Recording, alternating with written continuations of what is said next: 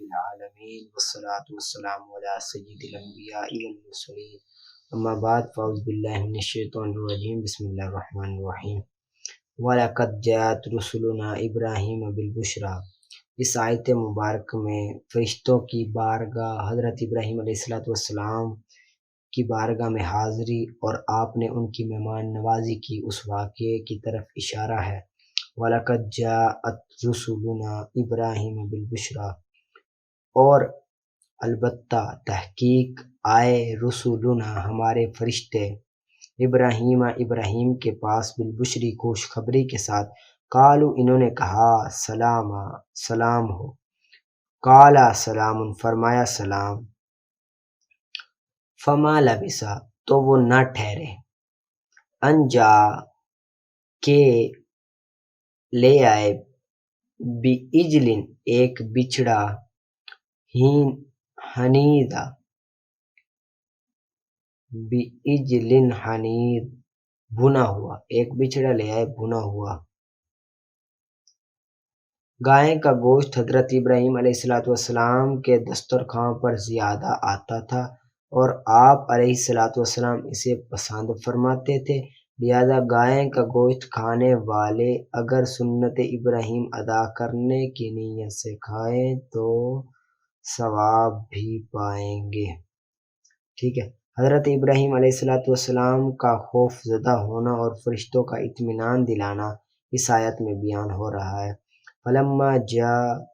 فلما رعا ایدیہم، پھر جب رعا اس نے دیکھا، ایدیہم ان کے ہاتھوں کو، لا تسلی وہ نہیں پہنچ رہے، الیہ اس کی طرف، یعنی کہ ان کے کھانے کی طرف نہیں پہنچ رہے، ناکرہم اس نے اجنبی سمجھا انہیں، تو اس نے اجنبی سمجھا انہیں، وَأَوْجَسَ اور محسوس کیا، منہم ان کی طرف سے، خیفہ خوف کیا، فرشتوں سے خوف کیا۔ قالو تو انہوں نے کہا، لا تخف آپ نہ ڈرے، انا ارسلنا بے شک ہمیں بھیجا گیا ہے، الی قوم لوط کی طرف۔ وامرأتہ قائمۃ حضرت سارہ کی مسرت اور انہیں بیٹا اور پوتے کی بشارت دی جا رہی ہے۔ وامرأتہ اور اس کی بیوی قائمۃ کھڑی تھی، فضاحکت تو وہ ہنسنے لگی، فبشرنا تو ہم نے بشارت دی اسے، ہنسنے اس لیے لگی، مفسرین کے بیان کے مطابق حضرت ابراہیم علیہ السلام کی زوجہ حضرت سارہ رضی اللہ تعالی عنہا یا تو حضرت لوط علیہ السلام کی قوم کی ہلاکت کی خوشخبری سن کر یا بیٹے کی بشارت سن کر خوشی سے ہنس رہی تھی، یا بڑھاپے میں اولاد پیدا ہونے کا سن کر تعجب کی وجہ سے ہنس رہی تھی، ہنسنے سے مراد یہ ہے۔ فبشرنا تو ہم نے بشارت دی اسے، باسحاق اسحاق کی، ومن ورائی اور اسحاق کے پیچھے یعقوب کی، ہم نے انہیں بشارت دی، خوشخبری سنائی۔ حضرت سارہ کا اظہار تعجب کرنا، قالت یا ویلتا اس نے کہا ہائے تعجب، یا ویلتا ہائے تعجب، آلیدو کیا میں بچہ جنوں گی، وانا اور اس حال میں کہ میں عجوزن بوڑھی ہوں، میں تو بوڑھی ہوں، وہذا اور یہ بعلی میرے شوہر شیخن بوڑھے ہیں، حضرت ابراہیم علیہ السلام بھی بوڑھے ہیں، ان ہذا بے شک یہ لشیء عجیب ضرور عجیب چیز ہے۔ قالو فرشتوں کا اطمینان دلانا اور دعائے رحمت و برکت کرنا، فرشتوں قالو انہوں نے کہا، اتعجبین کیا تم تعجب کرتی ہو۔ فرشتوں کے کلام کے معنی یہ نہیں ہے کہ اے سارہ رضی اللہ تعالیٰ عنہ آپ کے لیے یہ تعجب کا مقام نہیں، کیونکہ آپ رضی اللہ تعالیٰ عنہ کا تعلق اس گھرانے سے ہے جو معجزات عادتوں سے ہٹ کر کاموں کے سر انجام ہونے، اللہ تعالیٰ کی رحمت اور برکتوں کے نزول ہونے کی جگہ بنا ہوا ہے، یہ نہیں تھا، بلکہ کیا تھا، من امر اللہ اللہ کے کام سے، رحمت اللہ اور اللہ کی رحمت، وبرکاتہ اور اس کی برکتوں، علیکم تم پر اہل البیت اے گھر والوں، انہو بے شک وہ حمید مجید سب خوبیوں والا عزت والا ہے۔ فلما قوم لوط کے بارے میں حضرت ابراہیم علیہ السلام کا اصرار کے ساتھ سفارش کرنا، یعنی کہ آپ نے سفارش کی۔ فلما پھر جب ذہب چلا گیا ان ابراہیم سے الروح خوف، وجاءتہ اور آ گئی ان کے پاس بشرا خوشخبری، یجادلنا تو جھگڑنے لگے ہم سے فی قوم لوط کے بارے میں، قوم لوط کے بارے میں۔ یعنی کہ اس کے معنی یہ ہیں کہ حضرت ابراہیم علیہ السلام ہمارے بھیجے ہوئے فرشتوں سے قوم لوط کے بارے میں جھگڑنے لگے، یعنی کہ ان کو عذاب نہ دو۔ حضرت ابراہیم علیہ السلام کے 3 اوصاف رب تعالیٰ بیان فرما رہا ہے۔ ان ابراہیم لحلیم اوّاء مبین، بے شک ابراہیم ضرور بڑے تحمل والے، اوّاء اور زاری کرنے والے، منیب رجوع کرنے والے ہیں۔ یا ابراہیم، قوم لوط کی جب حضرت ابراہیم علیہ السلام نے سفارش کی تو رب تعالیٰ نے جواب دیا، یا ابراہیم، اے ابراہیم، آرد کنارہ کشی کر لو، ان ہذا اس سے، یعنی کہ اس بات سے، انہو بے شک قد جا تحقیق آ چکا ہے، امر ربی کا تیرے رب کا حکم، و انہو اور بے شک وہ لوگ آتیہم آنے والے ہے ان پر عذاب غیر مردود جو لٹایا نہیں جائے گا۔ ولما جات رسلنا، فرشتوں کی آمد پر حضرت لوط علیہ السلام بھی پریشان ہو گئے۔ ولما جات اور جب آئے رسولنا ہمارے پاس، ہمارے فرشتے لوط کے پاس، سیاہ تو وہ غم زدہ ہو گئے، بہم ان کی وجہ سے کیا ہو گئے؟ غم زدہ ہو گئے۔ یعنی کہ جب فرشتے خوبصورت لڑکوں کی شکل میں حضرت لوط علیہ السلام کے پاس آئے تو ان کا حسن و جمال دیکھ کر اور قوم کی خباثت اور بد عملی کا خیال کر کے حضرت لوط علیہ السلام ان خوبصورت لڑکوں کی وجہ سے غمگین ہوئے اور آپ کا دل تنگ ہوا اور فرمانے لگے یہ بڑا سختی کا دن ہے۔ یہ کیا ہے؟ بڑا سختی کا دن ہے۔ سیاہ وہ غم زدہ ہو گئے، بہم ان کی وجہ سے، ودا کا اور تنگ ہو گیا، بہم ان کے سبب، زرعن سینہ، وقال اور کہا، ہذا یہ یوم عصیب دن بڑا سخت ہے۔ ولما جاءہ قومہ یہرعون، قوم لوط کی قوم وصیت اور قوم لوط کو جواب، وجاءہ قومہ اور آئی ان کے پاس، قوم اس کی قوم، یہرعون دوڑتے ہوئے، الیہ اس کی طرف، ومن قبل اور اس سے پہلے، کانوا یعملون وہ کرتے رہتے تھے، السیئات برے کام۔ قالا فرمایا، یا قومی اے میری قوم، ہؤلاء یہ، بناتی میری بیٹیاں، ہننا وہ، قوم کی بیٹی یعنی کہ، اطہر بہت پاکیزہ ہیں، لکم تمہارے لیے ہیں، فاتقوا تم ڈرو اللہ سے، ولا تخزون اور رسوا نہ کرو مجھے، فی ضیفی میرے مہمانوں میں، یعنی کہ حضرت لوط علیہ السلام نے قوم کی بیٹیوں کو برزگانہ شفقت سے اپنی بیٹیاں فرمایا تاکہ اس حسن اخلاق سے وہ فائدہ اٹھائیں اور غیرت و سیکھیں۔ ٹھیک ہے۔ الیسا کیا نہیں ہے منکم تم میں سے، رجل ایک مرد بھی، رشید نیک سیرت، قال انہوں نے کہا، لقد ضرور بے شک، علمتا تم جانتے ہو، مالنا نہیں ہمارے لیے، فی بناتکا تمہاری بیٹیوں میں، فی حق کوئی حاجت نہیں ہے تمہاری بیٹیوں میں، وَإِنَّكَ اور بے شک تم، تعلم ضرور جانتے ہو، ما جو نرید ہم چاہتے ہیں، ہم جو چاہتے ہیں وہ تم ضرور جانتے ہو۔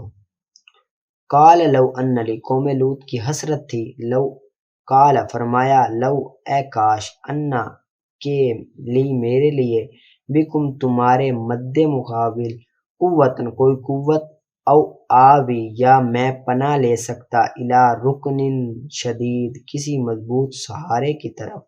قالوا اب فرشتوں نے خود اظہار کیا اور قوم لوط پر عذاب کی خبر سنائی۔ قالوا کہا فرشتوں نے، یا لوط اے لوط علیہ السلام، انا بے شک ہم رسل تیرے رب کے بھیجے ہوئے ہیں، ربی کا تیرے رب کے بھیجے ہوئے ہیں، لن یصلوا وہ ہرگز نہیں پہنچ سکیں گے، الیک آپ تک، فاسری تو لے جاؤ، باہلک اپنے گھر والوں کو، یعنی کہ آپ اپنے گھر والوں کو لے جاؤ، آپ اپنے گھر والوں کو راتوں رات یہاں سے لے جاؤ، اور آپ میں سے کوئی پیٹھ پھیر کر بھی نہ دیکھے، لیکن یہ کہ آپ کی جو بیوی تھی نا اس نے پیٹ پھر کر دیکھ لی، کیونکہ اسے بھی وہی عذاب پہنچنا ہے جو ان کافروں کو پہنچا، دوسرا اسی لیے اس نے دیکھ لیا۔ بِأَهْلِكَ اپنے گھر والوں کو، بِقِطْعٍ رات کے ایک حصے میں، مِنَ اللَّيْلِ رات کے ایک حصے میں، وَلَا يَلْتَفِتْ اور پیٹ پھیر کر نہ دیکھے، مِنْكُمْ تم میں سے، أَحَدٌ کوئی ایک، إِلَّا امْرَأَتَكَ مگر تیری بیوی، إِنَّهُ بے شک وہ، مُصِيبُهَا پیچھے والے ہے اسے، پہنچنے والا ہے اسے، ما اصابہم جو پہنچے گا انہیں، اِنَّ بے شک موعدہم ان کے وعدے کا وقت، الصبح صبح ہے، یعنی کہ ان کے وعدے کا وقت کیا ہے؟ صبح ہے، الیس کیا نہیں ہے، الصبح صبح بقریب قریب، فلما جاء امرنا قوم پر جب عذاب آیا نا تو فلما پھر جب جا آیا امرنا ہمارا حکم، جعلنا تو ہم نے کر دیا عالیہم اس بستی کے اوپر کا ایک حصہ، عالیہ اس کے اوپر کا ایک حصہ، سافلہ اس کے نیچے کا ایک حصہ، وَأَمْطَرْنَا اور ہم نے برسائے علیہا ان پر حجارتاً پتھر، من سجیل کنکر سے،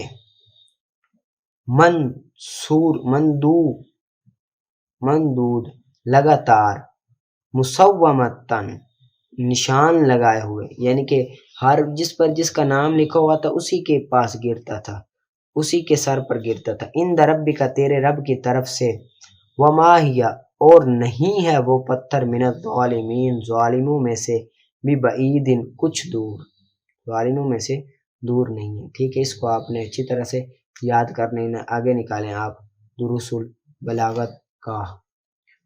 الباب الثامن فی الایجاد والاتناب والمساومۃ، نواں باب ہے ایجاز میں، کم کرنے میں، لمبا کرنے میں اور درمیانہ رکھنے میں، عبارت کو کم کرنا، لمبا رکھنا اور درمیانہ رکھنے میں، نواں باب ہے، یعنی کہ کس جگہ پر عبارت کو کم مختصر کیا جاتا ہے، لمبا کیا جاتا ہے، درمیانہ رکھا جاتا ہے۔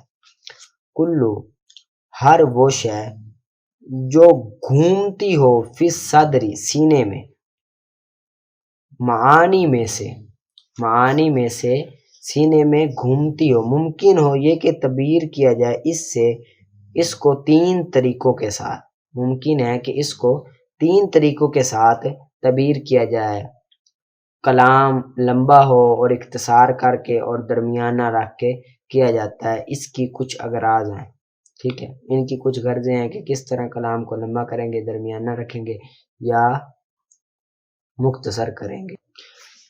پہلا ہے المساومۃ، وہ معنی مرادی کو ادا کرنا ایسی عبارت کے ساتھ جو برابر ہو، جو کیا ہو، برابر ہو، درمیانہ روی ہو، درمیانہ مساومۃ درمیانہ روی ہو، بعین طور پر ہو ایسی تعریف پر جو جاری ہوتی ہو جس کے ساتھ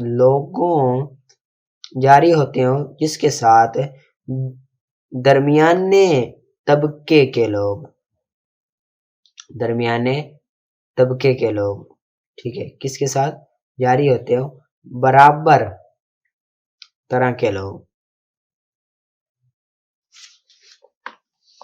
درمیانے طبقے کے لوگ، عرف جاری ہو، ٹھیک ہے، درمیانے طبقے کے عرف جاری ہو جس کے ساتھ عرف درمیانے لوگوں کا، اوسط کہتے ہیں درمیانے لوگوں کا۔ آگے درمیانے لوگ کی تعریف کر رہے ہیں، کیا ہے، جو وہ لوگ جو نہ ہو بلاغت کے درجے میں، نچلے درجے میں، نہ ہو بلاغت کے نچلے درجے میں، بلاغت کو نہ پہنچے ہوں، بلاغت کے درجے کو نہ پہنچے ہوں، جو بلاغت کے درجے کو نہ پہنچے ہوں، بلاغت کے درجے کی طرف نہ پہنچے ہوں، اور نہ سمجھے ہوں، اور نہ پہنچے ہو سمجھنے کے درجے کی طرف، اور نہ سمجھنے کے درجے میں بھی نہ گزرے ہو سمجھنے کے درجے کی طرف، یعنی کہ برابر لوگ اس کو کہتے ہیں جو نہ بلاغت کے درجے کو پہنچے ہو اور نہ ہی سمجھنے کے درجے تک پہنچے ہو، نہ ہی انہوں نے سمجھنے کی کوشش کی ہو، نہ ہی وہ اس تک پہنچے ہو، جس طرح کہ وَإِذَا رَأَيْتَ الَّذِينَ يَخُوضُونَ فِي آيَاتِنَا فَأَعْرِضْ عَنْهُمْ، اے محبوب علیہ الصلوۃ والسلام، وَإِذَا رَأَيْتَ، اور جب آپ دیکھیں ان لوگوں کو، یخوضون جو اعراض کرتے ہیں، فی آیاتنا ہماری آیتوں میں، فَأَعْرِضْ عَنْهُمْ تو آپ ان سے اعراض کریں۔ اب یہاں پر دیکھیں درمیانہ کلام کو نا کیا کیا ہے، درمیانے طبقے کے اعتبار سے کیا ہے کہ جو نہ سمجھے ان سے اب کلام کو کیا کیا ہے، درمیانے طبقے کے اعتبار سے مختصر کیا گیا ہے کہ جب نہ سمجھے تو ان کو سے کوئی بات ہی نہ کرو، کیونکہ وہ سمجھتے ہی نہیں ہیں، ان کو کوئی پتہ ہی نہیں ہے، تو پھر ان سے کوئی بات کرنے کا فائدہ ہی نہیں ہے۔ والایجاز، اور ایجاز وہ معنی مرادی کو ادا کرنا کم عبارت کے ساتھ، ناقصۃ کم عبارت کے ساتھ، کم عبارت کے ساتھ، کم عبارت کے ساتھ،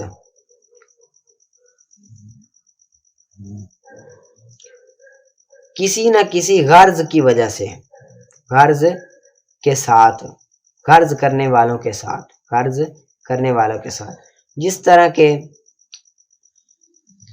کفا ام کی من ذکر حبیب و منزل، تم ٹھہرو میں رو لوں، تم ٹھہرو میں رو لوں اپنے حبیب، اپنے محبوب اور اس کے ٹھکانے کو یاد کر کے، اس کے ٹھکانے کو یاد کر کے، ٹھیک ہے۔ اب یہاں پر حبیب اور منزل تھا لفظ، اب کم عبارت ہے لیکن غرض کو پورا کر رہی ہے، غرض کو پورا کر رہی ہے کم عبارت لیکن غرض موجود ہے کہ غرض کیا ہے، رونا، اس کو ذکر کر کے روں، غرض پورا کم عبارت ہے لیکن غرض کو کیا کر رہی ہے، پورا کر رہی ہے۔ وَإِذَا لَمْ تَقِفِ، اور اگر نہ پورا کرے غرض کو تو نام رکھا جاتا ہے اخلال، اگر غرض کو پورا نہ کرے تو کیا نام رکھا جاتا ہے، اخلال، جس طرح کہ وَالْعَيْشُ خَيْرٌ فِي ظِلَالِ نُوْكِ مِمَّنْ عَاشَ كِدَّةً، زندگی بہتر ہے، زندگی بہتر ہے بے وقوفی کے سائے میں، بے وقوفی کے سائے میں، اس زندگی سے جو عقل کے سائے میں گزاری جائے، اس زندگی سے جو گزاری جائے ہدہ عقل کے سائے میں۔ اب مطلب یہ ہے اس کا کہ مراد اس سے کہ زندگی جو نعمتوں کے سائے میں گزرے، زندگی بے وقوفی کی، رغد کہتے ہیں بے وقوفی، جو نعمتوں کے سائے میں گزرے بہتر ہے اس زندگی سے جو مصیبت والی زندگی سے جو عقل کے سائے میں گزرے، مراد اس سے یہ ہے، یعنی کہ اگر غرض موجود ہو تو اس میں اس کو کہتے ہیں، اگر غرض موجود نہ ہو اس کو اخلال کہتے ہیں۔ یہاں پر غرض تو یہ تھی کہ جو بے وقوفی میں زندگی گزرے لیکن نعمت ہو، وہ بہتر ہے اس زندگی سے جس میں عقل تو ہو لیکن نعمتیں نہ ہو، مصیبت ہو اس زندگی سے، یہاں پر کلام کو کم تو کیا گیا ہے لیکن غرض موجود نہیں ہے، غرض وہ آگے ہے، آگے اتناب سے ہم کل پڑھیں گے۔ آگے نکالیں المرکات کا۔ مرکات کا ہے فصل لا بد فی التناقض، فصل ضروری ہے تناقض میں دو ماسورہ میں سے کہ ہوں دونوں قضیہ مختلف کام میں مختلف ہو، یعنی کہ میری مراد کلیہ اور جزیہ میں، کلیہ اور جزیہ میں مختلف ہو، پہلے کلیہ ہو تو دوسرا جزیہ ہوگا، ٹھیک ہے، اگر پہلا جزیہ تو دوسرا کلیہ ہوگا، پس جب ہو ان میں سے ایک کلیہ تو ہوگا دوسرا جزیہ، کیونکہ دونوں کلیہ کبھی سچے ہوتے ہیں، جس طرح کہ تیرا کل حیوان تقریباً جھوٹے ہوتے ہیں، کل حیوان انسان ولا شیء من الحیوان بانسان، کہ ہر حیوان انسان ہے، ولا شیء من اور نہیں ہے کوئی شے حیوان سے انسان، یہ دونوں جھوٹے ہیں، اور دو جزیں کبھی سچے ہوتے ہیں، جس طرح کہ تیرا کل بعض الحیوان انسان و بعض الحیوان لیس انسان، دونوں سچے ہیں کہ بعض حیوان انسان ہے اور بعض حیوان نہیں ہے انسان، اور ہوتے ہیں یہ ہر مادے میں کہ ہو موضوع عام اس میں، اور ضروری ہے تناقض میں قضایا موجہ اختلاف سے جہت میں، پس ضروریہ مطلق کی نقیض ممکنہ عامہ ہوتی ہے اور دائمہ مطلقہ کی نقیض مطلقہ عامہ ہوتی ہے، پس مشروطہ عامہ کی نقیض ہینہ ممکنہ ہے اور عرفیہ عامہ کی نقیض ہینہ مطلقہ ہے، اور یہ بسائط موجہ ہیں، یہ بسیط موجہ ہیں، اور مرکبات کی نقیض اس سے جو سمجھی گئی ہے تردد سے، دو نقیضوں کے درمیان ان کا بسیط ہونا، اور تفصیل طلب کرو گی فن کی لمبی کتابوں سے، ٹھیک ہے۔ یہاں پر وہ یہ کہہ رہے ہیں کہ مرکبہ کے لیے مفہوم ہوتا ہے، تعریف یہ ہے کہ مرکبہ کے لیے کیا ہوتا ہے، مفہوم ہوتا ہے، اور اس طرح کے جزءین یعنی کہ دونوں کی نقیضوں کے مابین حرف تردد داخل کریں تو نقیض آ جائے، حرف تردد کو داخل کریں تو کیا آ جائے، تردید آ جائے، یعنی کہ مرکب کی دونوں جزیں لا دائمن سے پہلا جزء ہے اور لا دائمن ایک پورا جز بھی ہے، لا دائمن مرکب کی دو جزیں ہوتی ہیں نا، ایک تو لا دائمن سے پہلے ایک پورا جز ہوتا ہے اور لا دائمن ایک پورا جز ہے، لا دائمن سے پہلے ایک جز ہے اور لا دائمن خود ایک پورا جز ہے، کیونکہ اس سے اشارہ مطلقہ عامہ کی طرف ہوتا ہے، مطلقہ عامہ کی طرف ہوتا ہے نا۔ اب دونوں جزوں یعنی کہ مشروطہ ہوگا دوسرا مطلقہ ہوگا، اب ان دونوں کی علیحدہ علیحدہ نقیضیں لے آؤ، اس کے بعد ان نقیضوں کے مابین حرف تردید داخل کر دو اور اس کے قضیہ مانعۃ الخلو بنا لو تو یہ مرکبہ کی نقیض ہو جائے گی، ٹھیک ہے نا، یعنی کہ دو جز ہوں، مشروطہ ہوگا پہلا، دوسرا کیا ہو، مطلقہ ہو، اب دونوں کی علیحدہ علیحدہ نقیضیں لے آؤ، اس کے بعد ان نقیضوں کے درمیان حرف تردد داخل کر دو تو قضیہ مانعۃ الخلو بنا لو تو مرکبہ کی نقیض بن جائے گی، ٹھیک ہے۔ جس طرح کے مشروطہ خاصہ ہے نا، یہ مشروطہ عامہ ہی ہے، ساتھ قید لا دوام کی ہے، مشروطہ کی مثال بالضرورت کل کاتب متحرک الاصابع ما دام کاتبا لا دائما، ٹھیک ہے۔ اب لا دائما ہے نا، یہ مطلقہ عامہ ہے، مطلقہ عامہ ہے، تو ہم نے سالبہ آئے گا کیونکہ یہ موجبہ ہے، کل موجبہ ہے نا تو سالبہ آئے گا۔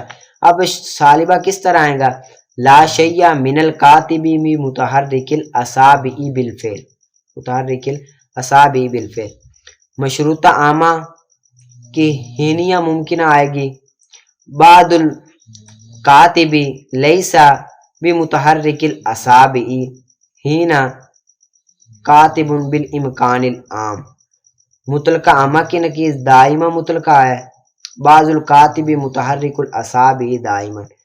اب دو نقیضیں حاصل ہوئی، ایک بعد الکاتب لیس بمتحرک الاصابع ہینا ہوا کاتب بالامکان العام، اور دوسری اما بعد الکاتب متحرک الاصابع دائما، یہ مانعۃ الخلو مشروطہ خاصہ ہے، یہ مانعۃ الخلو کیا ہے، مشروطہ خاصہ ہے، ٹھیک ہے۔ اس کو آپ نے یاد کر لینا، آگے نکالیں آپ اصول الشاشی کا۔ کل ہم انشاءاللہ، کل آپ لے کر آنا کنز الدقائق، ہم کنز الدقائق پڑھیں گے انشاءاللہ کل آخر میں سب سے، ٹھیک ہے، کنز الدقائق کل سے ہم شروع کریں گے۔ آگے ہے ثانی، تیسری جہاں پر معنی کو چھوڑا جاتا ہے. کبھی چھوڑا جاتا ہے معنی کو نفس، کلام کی نفس میں دلالت کے ساتھ، کلام کی نفس میں دلالت ہونے کی وجہ سے کس کو چھوڑ دیا جاتا ہے؟ حقیقت کو چھوڑ دیا جاتا ہے. نفس کلام میں دلالت ہوتی ہے، اسی وجہ سے قرینہ چھوڑ دیا جاتا ہے. یعنی کہ مطلب یہ ہے کلام کے اندر کوئی نہ کوئی ایسا قرینہ موجود ہوتا ہے جو اس بات پر دلالت کرتا ہے کہ یہاں کلام کا حقیقی معنی کیا ہے؟ متروک ہے. کلام کے اندر ہی کوئی ایسا لفظ ہوتا ہے جو دلالت کرتا ہے کہ قرینہ ہوتا ہے کہ دلالت کرتا ہے کہ یہاں پر کلام کا حقیقی معنی کیا ہے؟ چھوڑ دیا گیا. مثال اس کی مثال اذا قال، جب کہے کل مملوک لی فہو حر، کہ ہر مملوک میرے لیے جو ہے پس وہ آزاد ہے. اب کسی شخص نے کہا نا کہ جو میرا مملوک ہے پس وہ آزاد ہے. اب یہاں پر لفظ مملوک بولا گیا. کیا بولا گیا؟ مملوک. مملوک کا حقیقی معنی مطلقاً ہر غلام ہے، مطلقاً غلام ہے، اور مجازی معنی وہ غلام ہے جو کامل ہو، یعنی کہ ہر ریاض سے غلام ہو، مملوک ہو. اور اس مثال میں حقیقی معنی متروک ہے، حقیقی معنی متروک ہے. لہذا جو مملوک کامل ہے وہ آزاد ہوگا، اور کاتب اور جس کا بعض حصہ آزاد ہو چکا ہے وہ آزاد نہیں ہوگا، وہ آزاد نہیں ہوگا. کیونکہ نفس کلام کی دلالت ہے یہاں پر کہ اس نے لفظ مملوک بولا مطلقاً لفظ مملوک بولا. اور مطلق کا قاعدہ ہے المطلق اذا اطلق یراد به الفرد الکامل. المطلق اذا اطلق یراد به الفرد الکامل، کہ مطلق جب بھی بولا جاتا ہے تو اس کا فرد کامل مراد ہوتا ہے. اس کا کیا مراد ہوتا ہے؟ فرد کامل مراد ہوتا ہے. تو مملوک کا فرد کامل، مملوک جو ہے، مملوک کا فرد کامل، مملوک کامل ہے. مملوک کا جو فرد کامل ہے وہ کامل مملوک ہے نا. یعنی کہ مملوک کا جو فرد کامل وہ ہے جو پورا کا پورا غلام ہو، یہ نہیں ہے کہ آدھا غلام ہو. اب وہ مجازی معنی ہی ہے، وہ مجازی معنی ہی ہے، لہذا حقیقی معنی متروک ہے. حقیقی معنی تو مطلقاً غلام ہے، چاہے وہ آدھا غلام ہو، پورا غلام ہو، جتنا غلام ہو. لیکن مجازی معنی کیا ہے؟ جو کیا ہو؟ پورا کا پورا غلام ہو. کیا؟ پورا کا پورا غلام ہو. مکاتب اس کو کہتے ہیں جس کو مولا کہے کہ یار 10,000 روپے دے اور تو آزاد، تو آزاد، تو کیا ہے؟ آزاد ہے. اب یہ مملوک تو ہے لیکن مملوک کامل نہیں ہے، مملوک کامل نہیں ہے. کہ مکاتب رقبہ مملوک ہے، مکاتب رقبہ جو ہے نا، کاتب غلام، یہ مملوک تو ہے لیکن تصرف کر سکتا ہے، یہ تصرف کر سکتا ہے. یعنی کہ مولا اس کو بیچ نہیں سکتا، اس کے ہاتھ کی کمائی کھا نہیں سکتا. جب یہ کامل نہیں ہے، کامل نہیں ہے تو آزاد نہ ہوگا، آزاد نہیں ہوگا نا. ہاں اگر نیت کر لے اس کی تو پھر آزاد ہو جائے گا، اس کی نیت کر لے تو کیا ہے؟ آزاد ہو جائے گا غلام، ورنہ آزاد نہیں ہوگا. نہیں آزاد ہوگا مکاتب، اور نہ ہی وہ آزاد ہوگا وہ جس کو آزاد کیا ہو بعد، مگر جب نیت کر لے اس کے داخل ہونے کی. لأن لفظ المملوک کی مطلق، لفظ مملوک مطلقاً شامل ہے ہر مملوک کو، ہر مملوک کو شامل ہے. اور مکاتب نہیں ہے مملوک ہر وجہ سے جو مکاتب ہے وہ مملوک نہیں ہے. اسی وجہ سے نہیں ہے جائز اس کا تصور کرنا اس میں، یعنی کہ اس میں تصرف نہیں کر سکتا، یعنی کہ اس کو بیچ نہیں سکتا، اس کے ہاتھ کی کمائی کھا نہیں سکتا مالک. تو یہ کامل غلام نہ ہوا. جب کامل غلام نہ ہوا تو یہ آزاد بھی نہ ہوگا. اور نہیں ہے حلال اس کے لیے مکاتب کی وطی کرنا، مکاتبہ یعنی کہ مکاتبہ عورت کے ساتھ وطی کرنا بھی حلال نہیں ہے، حلال نہیں ہے مولا کی۔ کیوں نہیں ہے حلال؟ کیونکہ یہ کامل غلام نہیں ہے بلکہ کیا ہے، ناقص غلام ہے، اس وجہ سے وطی کرنا بھی حلال نہیں ہے۔ تو یہ غلام آزاد نہیں ہوگا بلکہ وہ غلام آزاد ہوگا جو پورا ہو، کیا ہو، جو پورا ہو۔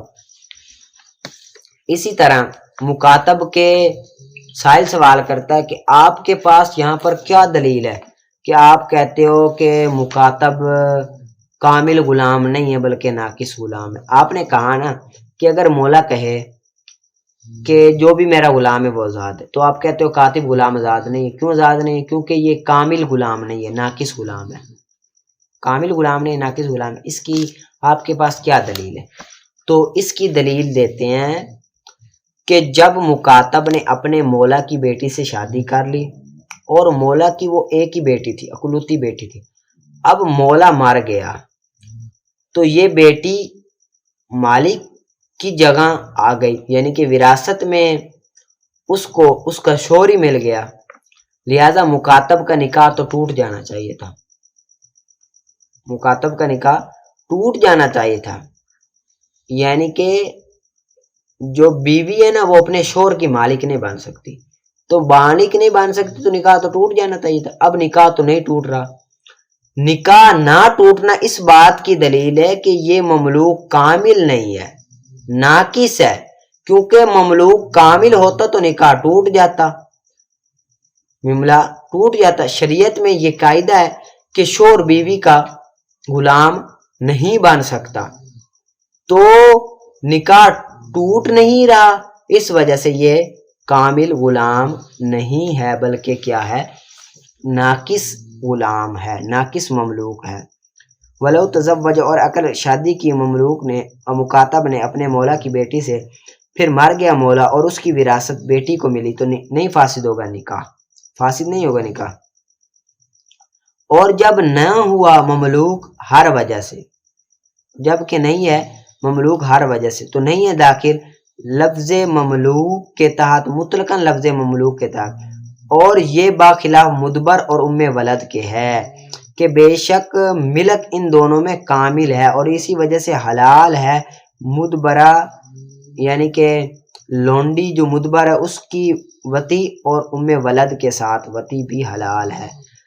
ایک ہوتا ہے مکاتب کاتب غلام، ایک ہوتا ہے مدبر، اور ایک ہوتا ہے ام ولد۔ کاتب کہتے ہیں جو اپنے مولا کہہ دے، آقا کہہ دے کہ مجھے 10,000 دے اور تو کیا ہے، آزاد ہے، اس کو کاتب کہتے ہیں۔ اور مدبر کہتے ہیں کہ مولا کہے کہ میرے مرنے کے بعد تو آزاد ہے۔ ام ولد کہتے ہیں کہ جس آقا سے لونڈی کا بچہ ہو، یعنی کہ آقا نے لونڈی سے وطی کی اور وٹی سے بچہ ہو گیا، تو اس کو بھی کیا کہتے ہیں، ام ولد کہتے ہیں، وہ بھی آقا کے مرنے کے بعد کیا ہے، آزاد ہے۔ یہ اس مسئلے کے خلاف ہے، یعنی کہ کاتب تو آزاد نہیں ہوگا لیکن ام ولد اور کیا مدبر آزاد ہو جائے گا۔ ام ولد کے ساتھ بھی وطی جائز ہوتی ہے اور مدبر کے ساتھ بھی وطی جائز ہوتی ہے۔ کیوں؟ کیونکہ یہ کامل غلام ہے، یہ کیا ہے، کامل غلام ہے، ناقص غلام نہیں ہے، کامل غلام ہے، ناقص غلام نہیں ہے۔ ٹھیک ہے، اس کو یاد کر لینا۔ آگے ہم ایک سوال آئے گا وَإِن نقیزان سے آگے پھر پڑھیں گے، آگے آپ نکالیں قافیہ کا۔ وَيُخْتَارُ الرَّفْعُ، اور مختار رفع ابتدا کے ساتھ قرینے کے نہ پائے جانے کے وقت، اس کے خلاف قرینہ نہ پائے جانے کے وقت، یعنی کہ ما اضمر عاملہ میں جہاں پر فعل مقدر ہو وہاں پر اگر کوئی قرینہ نہ پایا جائے تو رفع کیا ہے، مختار ہے۔ نصب دیتے ہیں، رفع بھی دے سکتے ہیں، رفع بھی دے سکتے ہیں۔ اور کبھی ترین کے پائے جانے کے وقت، منہا ان میں سے، یعنی کہ قرینے کے قوی ترین پائے جانے کے وقت، جس طرح کہ اما انشاء کے بغیر کے ساتھ اور اذا مفاجیت کی وجہ سے، تو وہاں پر کیا ہے؟ رفع اذا مفاجیت کے بعد، اذا مفاجیت کے بعد قوی ترین کرینہ ہے، اذا مفاجیت کے بعد قوی ترین کرینہ ہے، تو وہاں پر رفع پڑھنا مختار ہے۔ اور مختار نصب پڑھنا عطف کے ساتھ جملہ فعلیہ پر مناسبت کی وجہ سے، اور حرف نفی کے بعد، اور استفہام کے بعد، اور اذا شرطیہ کے بعد، اور حیثو اور امر اور نہیں کے بعد، جب واقع ہو، جب وہ فعل واقع ہو، جب وہ فعل کی جگہ واقع ہو، جب وہ فعل کے مقامات ہیں، اس لیے کہ یہ فعل کے مقامات ہیں، یعنی کہ وہاں پر نصب مختار ہے۔ اور خوف کے وقت مفسر کا التباس ہونا صفت کے ساتھ، اور مفسر کا صفت کے ساتھ التباس کا خوف ہو، تب بھی رفع مختار ہے۔ جس طرح سے ان کل شیء خلقناہ بقدر میں ان کلو بھی پڑھ سکتے ہیں، کلو بھی پڑھ سکتے ہیں۔ اور زید قام امرن اکرمت جیسی ترکیبوں میں دونوں امر جائز ہیں، یعنی کہ زیدن قام امرن بھی پڑھ سکتے ہیں اور امرن بھی پڑھ سکتے ہیں، دونوں پڑھنا کیا ہے؟ جائز ہے۔ ٹھیک ہے، اس کو آپ نے یاد کر لینا ہے۔ آگے ہم انشاءاللہ عز و جل کل سے کنز الدقائق بھی ہم شروع کریں گے۔ آپ نے کتاب النکاح سے عبارت نکال کر آنی ہے۔ ٹھیک ہے، پڑھا سنا کو